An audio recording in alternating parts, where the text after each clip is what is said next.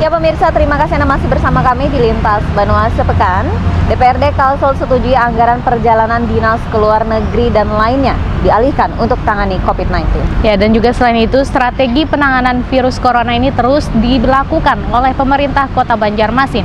Bahkan belum lama tadi melalui rapat TPAD, ini Pemko menganggarkan dana 38 miliar untuk penanganan corona di Kota Banjarmasin. Dan anggaran tersebut diambil salah satunya adalah dari dana perjalanan dinas. Anggota Dewan Perwakilan Rakyat Daerah Provinsi Kalimantan Selatan memastikan membatalkan rencana perjalanan ke luar negeri pada triwulan kedua tahun 2020. Hal tersebut seperti yang disampaikan Ketua DPRD Kalsel Supian HK di Gedung Rumah Banjar. Dengan pembatalan tersebut, anggaran yang telah disiapkan untuk kunjungan kerja ke luar negeri dialihkan untuk penanganan COVID-19 melalui tim gugus tugas. Di Iwan kan ada dana, namanya itu ada dana perjalanan dinas menyangkut masalah luar negeri kan ada 7 miliar. Itu kita pangkas, sudah kita masukkan karena kita menerima surat dari Menteri Dalam Negeri, menerima surat dari Menteri Keuangan itu tidak ada diadakan untuk perjalanan luar negeri. Artinya luar negeri tidak ya, ada begitu ya? Juga pendamping. Pendampingnya kan mengikuti ada 11 orang pendamping. Nah itu tidak diadakan. Begitu juga SKPD yang terkait. Nah jadi bukan hanya di Diwan dana dipangkas, tapi SKPD yang terkait pun kan turut serta dipangkas. Nah menyangkut pulang SOP perjalanan dinas. Kita kan di bulan April kan tidak melaksanakan. Di bulan Maret kan hanya 2 kali. Nah itu kan dana kan mentok juga. Nah alangkah baiknya dana itu nanti dimasukkan ke gugus supaya nanti bisa membeli alat peralatan sebagainya yang dibutuhkan oleh gugus. Begitu juga nanti kesosialan.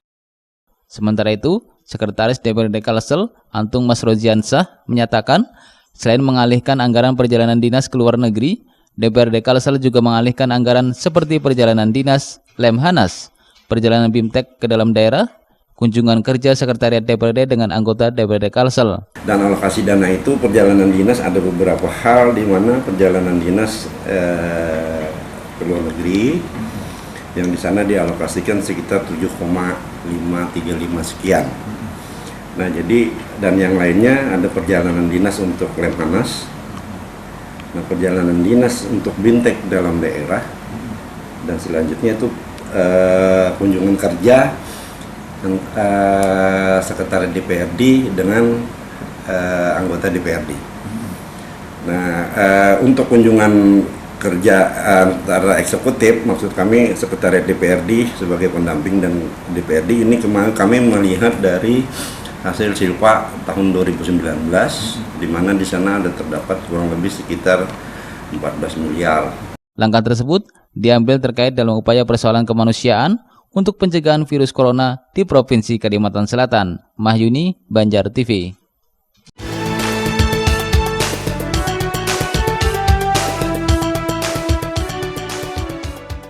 Diperintahkan nanti oleh pusat itu untuk penanganan COVID ini. Kalau kebutuhan daerah masing-masing nanti menyampaikan, tadi ada surat terakhir yang baru posting dari Alexi. Mengantisipasi penanganan pencegahan virus corona atau COVID-19, pemerintah Kota Banjarmasin mengalokasikan anggaran sebesar 38 miliar rupiah. Dana itu diambil dari realokasi atau pergeseran dari dana kegiatan di berbagai SKPD di pemerintah Kota Banjarmasin yang tidak bisa dilaksanakan di tahun 2020. Apalagi sejauh ini ada perpanjangan tanggap darurat dari pemerintah pusat hingga tanggal 29 Mei. Sehingga Kota Banjarmasin tidak melakukan perjalanan dinas selama 3 bulan. Dan dari 3 bulan itulah dana dialihkan untuk penanganan virus COVID-19 tersebut. Setidaknya hal itu disampaikan Kepala Badan Keuangan Daerah Kota Banjarmasin usai mengikuti rapat TPAD di Aula Kayu Baimbai Balai Kota Banjarmasin. Alokasi pergeseran. Itu duitnya berapa? Kenapa? Diprediksi duitnya berapa yang 38 miliar. Nah, 38 miliar untuk seperti yang disampaikan oleh Dinas Kesehatan itu 38 miliar dalam rangka mengantisipasi penyebaran virus corona ini. Nah, dari usulan 38 miliar itu kami melakukan realokasi anggaran tadi dari perjalanan dinas, dari bintek-bintek, dari rapat-rapat koordinasi, kemudian dari kegiatan-kegiatan pameran dan lain sebagainya. Nah ini kan kita boleh. Lebih jauh, Subhan menjelaskan langkah tersebut terpaksa diambil lantaran dana tak terduga Pemko Banjarmasin tidak mencukupi untuk penanganan virus COVID-19. Pasalnya dana tanggap darurat hanya berkisar 1 miliar. Muhail, Banjar TV.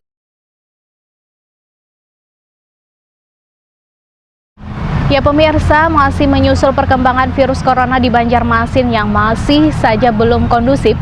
Ini pemerintah Kota Banjarmasin akhirnya memutuskan kepada peserta didik untuk kembali melakukan proses belajar di rumah selama 14 hari ke depan. Ini terhitung sejak tanggal 1 hingga 14 April 2020.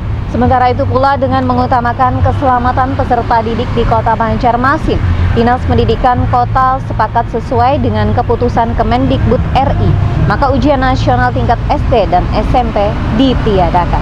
Ya betul sekali, dan kepada para peserta didik yang diberlakukan proses belajar mengajar di rumah tentunya harus tetap belajar ya. Karena ini dalam rangka untuk memutus rantai COVID-19. Jadi peserta didik tetap harus belajar di rumah. Iya, dan terus semangat juga, banyak-banyak berdoa semoga semua ini segera berlalu. Amin. Sebelumnya, pemerintah Kota Banjarmasin telah meliburkan proses belajar di sekolah dan diganti dengan belajar di rumah selama 14 hari dari tanggal 17 hingga 31 Maret 2020.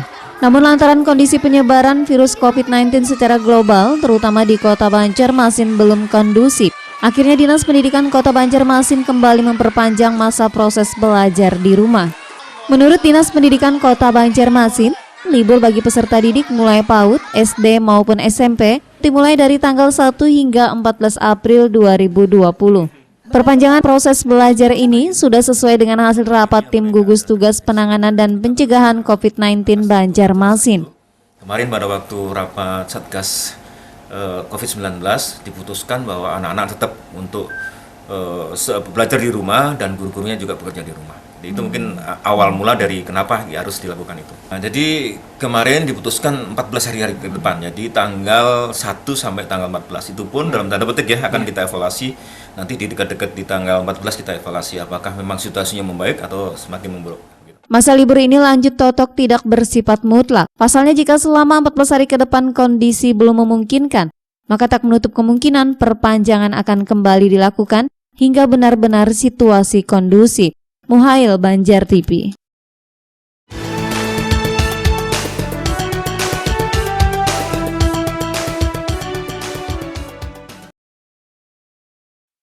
Menyikapi masih belum kondusifnya proses belajar mengajar, apalagi libur sekolah kembali diperpanjang dari tanggal 1 hingga 14 April 2020. Maka sesuai keputusan dari Kemendikbud RI, Dinas Pendidikan Kota Banjarmasin juga memutuskan tidak melakukan ujian nasional bagi sekolah dasar maupun sekolah menengah pertama di Kota Banjarmasin. Terkait penilaian hasil kelulusan akan diambil dari rata-rata nilai rapot dari kelas sebelumnya.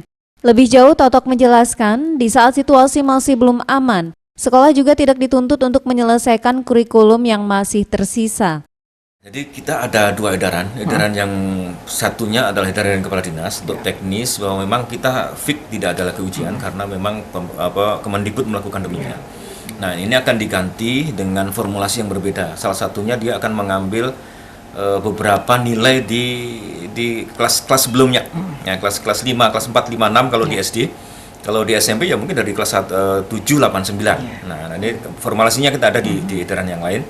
Nah, sehingga kita harus menyampaikan kepada masyarakat terutama orang tua bahwa memang tidak perlu lagi kita idealis tentang ujian nasional, tidak, memang demikian. Dan satu yang perlu catatan yang penting bahwa sekolah tidak dituntut untuk menyelesaikan seluruh kurikulum. Nah, ini. Sebelumnya Dinas Pendidikan Kota Banjarmasin akan menggelar ujian nasional pada pertengahan April 2020 yang akan diikuti lebih kurang 10.000 siswa SD dan SMP baik swasta maupun negeri Kota Banjarmasin.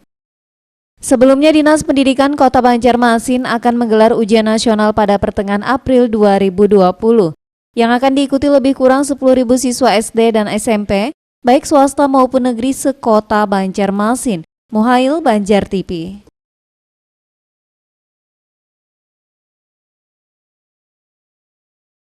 Ya Pemirsa, masih membahas mengenai COVID-19 dan kali ini sangat diperlukan sekali tindakan konkret menjaga jarak.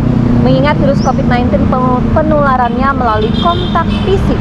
Karenanya semua orang harus saling mengingatkan dan bekerja sama supaya penyebaran virus ini tidak terus meluas. Ya, dan masyarakat harus betul-betul membudayakan pola hidup bersih dan sehat atau PHBS. Ini salah satunya adalah dengan mencuci tangan dengan sabun dan air yang mengalir, serta makan makanan yang bergizi. Serta masyarakat diminta untuk tidak keluar rumah terkecuali ada kepentingan yang mendesak. Menyusul bertambahnya pasien positif corona dari 1 menjadi 2 orang dari Kota Banjarmasin, kepada warga diminta untuk terus meningkatkan kewaspadaan yang lebih tinggi. Masyarakat harus betul-betul membudayakan pola hidup bersih dan sehat atau PHBS, salah satunya dengan mencuci tangan, memakai sabun dan air mengalir, serta makan dengan makanan yang bergizi.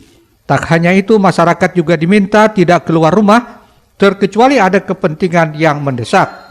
Selain perilaku hidup bersih dan sehat, tindakan konkret lainnya yakni menjaga jarak karena virus corona penularannya melalui kontak fisik. Karenanya semua orang harus mengingatkan dan saling bekerja sama supaya penyebaran virus ini tidak terus meluas. Cukup efektif, tetapi tidak cukup. Tidak cukup di situ saja, makanya sesudah penyemprotan ini harus ada tindakan konkret yang dilakukan oleh masyarakat. Seperti apa? Ya tadi, perilaku hidup bersih dan sehat. Kuncinya, kenapa? Ini virus kan nggak ada obatnya nih.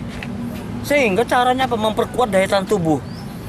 Memperkuat daya tahan tubuh dengan cara bagaimana? Ya, perilaku hidup bersih, cuci tangan.